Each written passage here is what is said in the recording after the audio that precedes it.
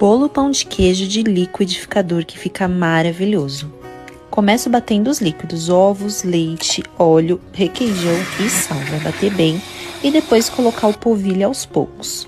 Coloca o queijo ralado, mexe com a colher, coloca o fermento, termina de mexer com a colher também e aí é só colocar na forma que eu untei com margarina e queijo parmesão ralado.